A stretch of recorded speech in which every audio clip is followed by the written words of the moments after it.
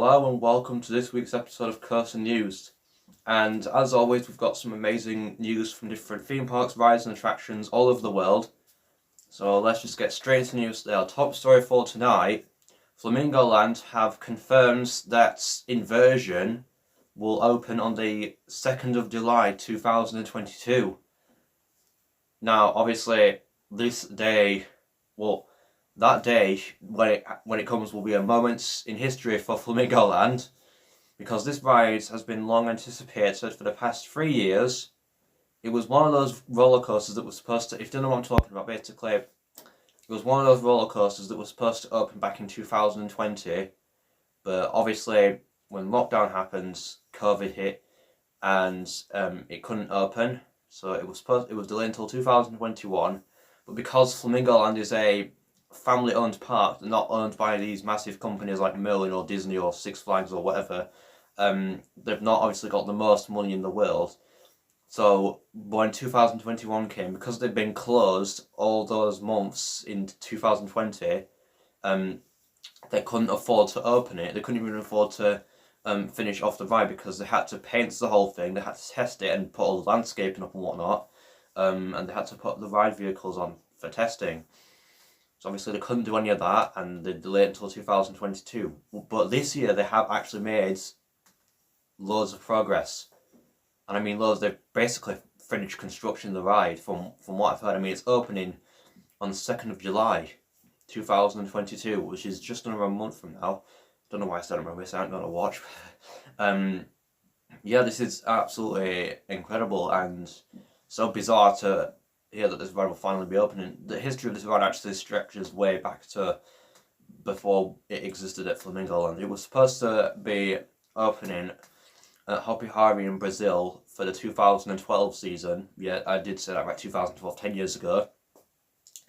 But Hopi Hari, they didn't have the finance to build and construct a ride.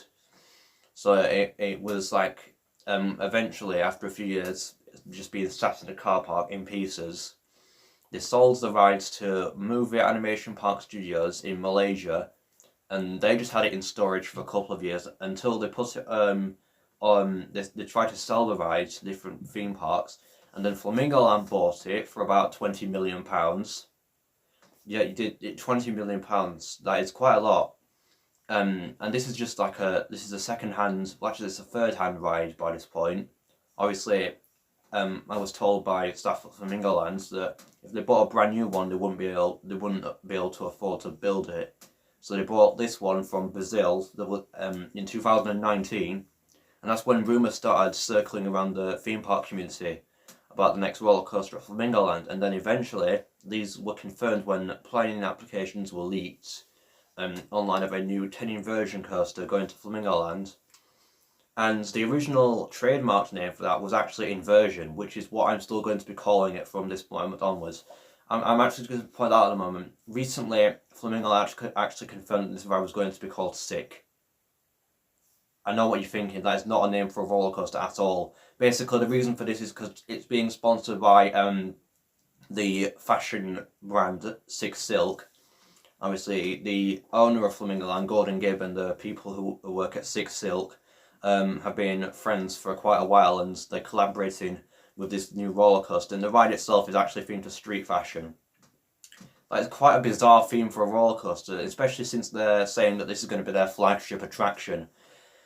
I mean, if I was in charge of this project, I could still have it sponsored by Sick Silk, because why not? I mean, it's it's a clothing company, fashion, so they'll probably make some merchandise for this ride. But what I would have it do is I would have it themed to animals or something like that, because it's Flamingo Land's flagship ride. It's being built at a theme park that has a zoo. The zoo is actually how Flamingo Land started. It's literally in the name of the park. The zoo and the animals part of the park is actually a long legacy for Flamingo Land. It's the reason, if without that zoo, there probably would be no Flamingo Land. So you'd think that if it were their flagship ride, they'd theme it to animals, but they decided to go with an unusual theme and theme it to street fashion.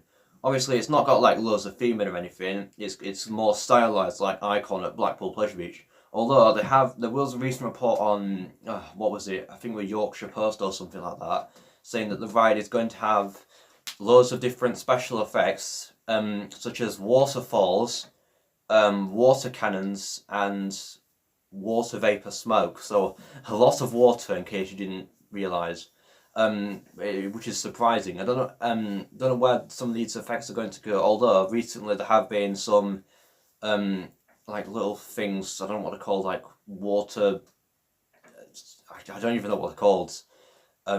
Basically, there've been a few little things put on the pond next to the final turnaround section, which looks like they shoot up water. So that's rumored to be one of those special effects. And obviously, in the station, that is apparently going to be the equivalent of like some kind of nightclub, with loads of like music and lights inside of it. And apparently, also, it's going to be solar powered. Basically, it's going to be like a carbon net. I don't even know what it was, but it basically they've put solar panels on top of the station, and that's basically how the ride's going to. That's what's going to power the ride. But luckily, we live in Britain, so the ride is never going to operate. It's going to be closed 75% of the time because the weather in Britain is normally cloudy weather. Although I'm not sure how it works. I'm hoping they'll have. But the ride's also eco-friendly as well, because like I said, the solar panels on top of the station. But it's really cool that they're doing this. Obviously, it was originally, the weird thing is, back when this ride was first announced, it was originally rumoured to be a pirate theme. I mean, because there's a show near that ride called Pirates of Zanzibar, in the Metropolis themed area, which is a bit weird because that's not a pirate themed area. There's one show themed to pirates. It's a bit weird, but it's not being themed to pirates or animals. It's being themed to street fashion. But recently they actually confirmed, along with on my POV, well later on, they confirmed it was open on the 2nd of July. And we will finally be able to ride this. This country needs a better version of Colossus, because obviously, fair enough, Colossus was the original, well I don't think, it was the original 10-inversion coaster. Obviously the first ever Revision A 10-inversion coaster. Since then, there's been another Revision A built in China in 2006, and then the rest of them were Revision Bs built all over the world. And this country kind of needed that because we had Colossus, which was the original. It was kind of good, but it was a bit rough in some areas. And then we got these other ones built in different countries across Europe and whatnot that were the similar sort of ride, but with better stats, like higher, taller, faster, and slightly longer, because obviously is 10 foot taller than Colossus, and also it's got lap bars, which is probably the highlight feature that sets it apart from Colossus. And finally, we're going to get one in a few weeks from now. I think it's like 3 or 4 weeks from at the time that this video is being recorded, and this is insane. I honestly cannot wait for this ride to open officially to the public. In other news today, SeaWorld Orlando have officially revealed their new B&M Surf Coaster for 2023. Obviously, this ride has been quite anticipated for a few years now at SeaWorld Orlando. Honestly, I personally find it weird, right? It's weird to think that a couple of years ago, when COVID first started, that SeaWorld were struggling to operate and were running out of money fast, as were a lot of companies. But it was actually rumoured that they were going to go bankrupt eventually. Because basically, prior to COVID, like literally just before COVID, they'd spent a lot of money building these 5 new roller coasters at all of their main theme parks. Texas Stingray at SeaWorld San Antonio, I think it were. Yeah, SeaWorld San Antonio. Emperor at SeaWorld San Diego. Pantheon at Busch Gardens Williamsburg. Iron Gwazi at Busch Gardens Tampa. And Icebreaker at SeaWorld Orlando. 5 new coasters. Obviously, Texas Stingray opened in February just before COVID, so that one got away with it. But the other ones, Icebreaker, Pantheon, Emperor, and what were the Iron Gwazi, they didn't open. COVID happened in March. I think it happened a bit earlier in America, I'm not sure. Obviously, and those rides were unable to open for about 2 years, but mainly because afterwards, after COVID, SeaWorld was struggling financially. And then they all opened a few months ago. Like literally, they're all open now. That is insane. The most recent one, I believe, was Pantheon, which opened on the 25th of March. and that I've heard that ride's been very successful for them. And now SeaWorld suddenly are back to building coasters every year, because there's another coaster opening at Busch Gardens that I'm going to get to in a minute, and there's this new B&M Surf Coaster, the world's first B&M Surf Coaster, opening at SeaWorld Orlando next year.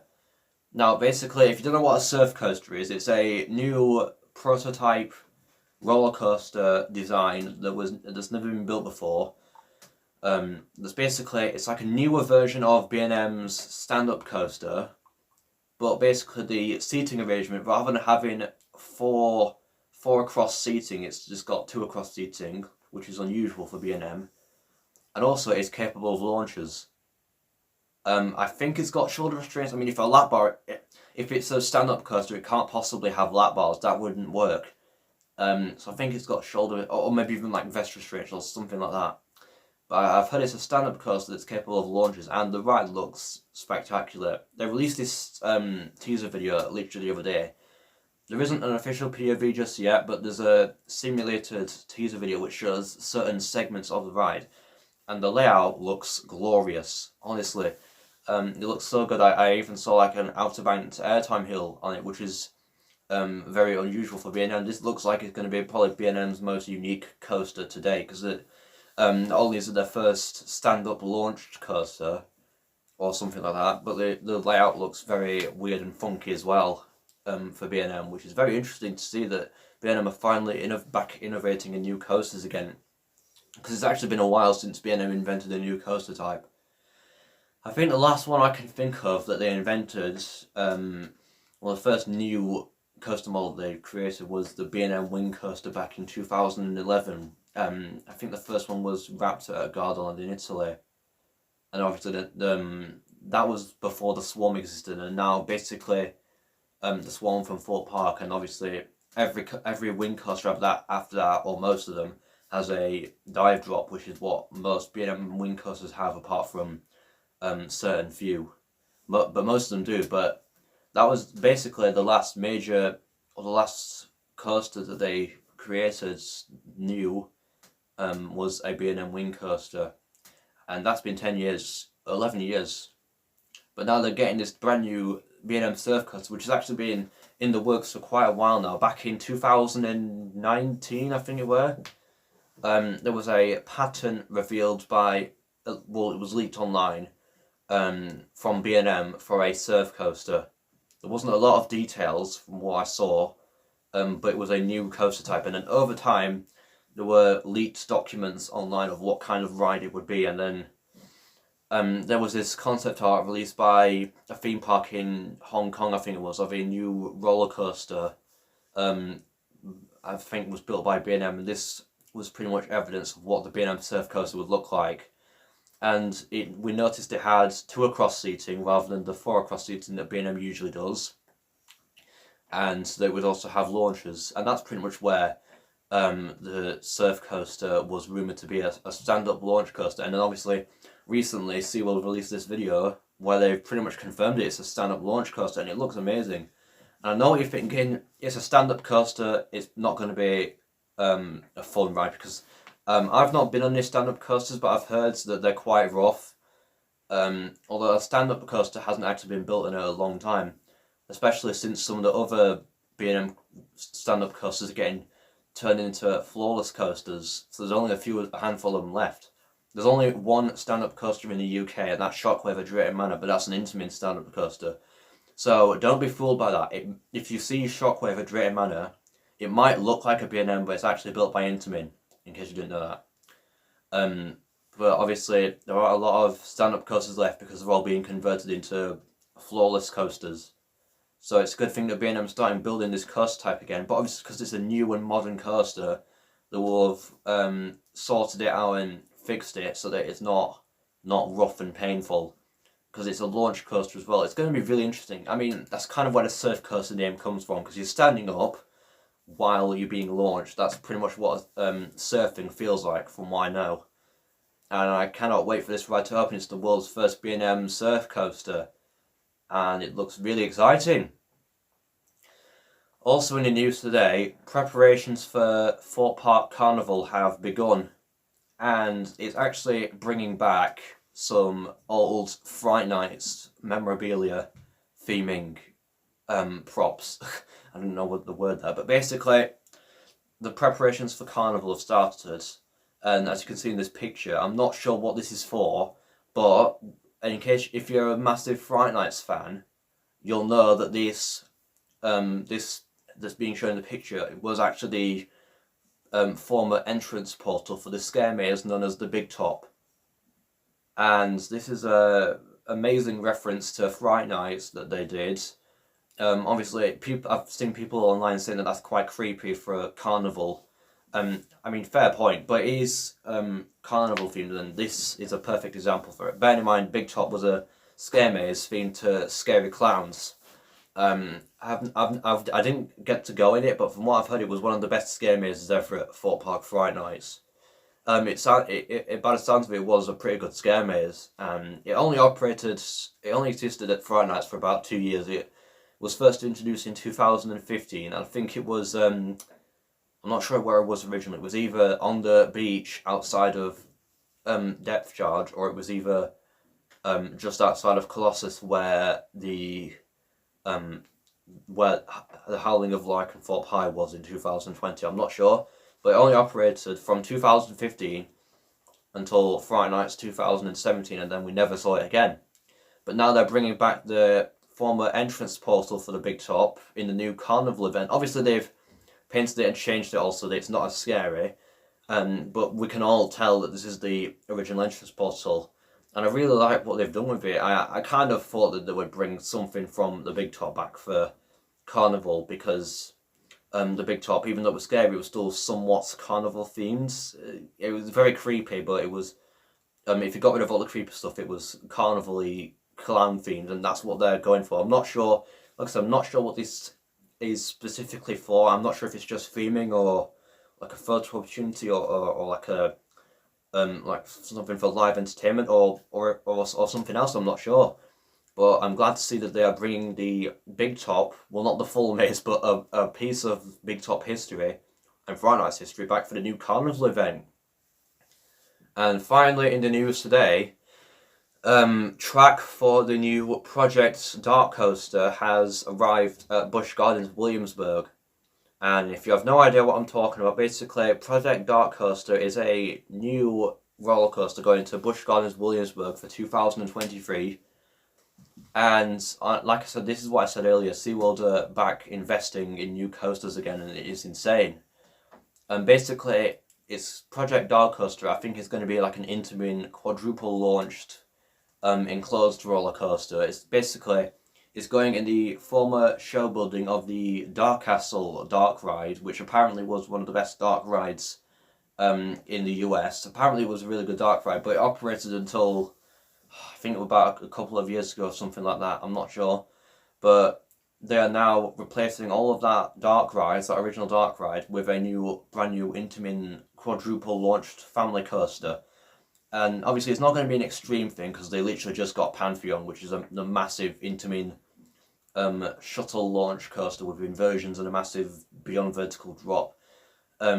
Obviously they're going for like a family coaster this time, but it's going to be all like a indoor dark rides type coaster, and it looks like a brilliant family ride. It's an excellent addition for SeaWorld, not Busch Gardens, Williamsburg. And there's been a leaked layout online, and I think it looks like a great layout. But what I'm thinking, I think it's gonna have like all kind of immersive special effects, because if it's in a show building that's completely pitch black, because I know that Busch Gardens Williamsburg do a lot of heavy theming for their rides, and just for the whole park in general. I think they're going to add some special effects and lighting and other different effects on in there, and it looks like a brilliant ride. And it's got the codename Project DarKoaster because by the sounds of it, I don't think it's just because it's replacing the original Dark Castle dark ride. I think it may have a similar sort of storyline and theme to the Dark Castle ride. I don't know, but over the coming months we'll just have to wait and see what happens. So yeah, that is it for this week's episode of Coast News. I hope you enjoyed it, and if you did, then please make sure to like, subscribe, and comment if you'd like to see the next video. Bye!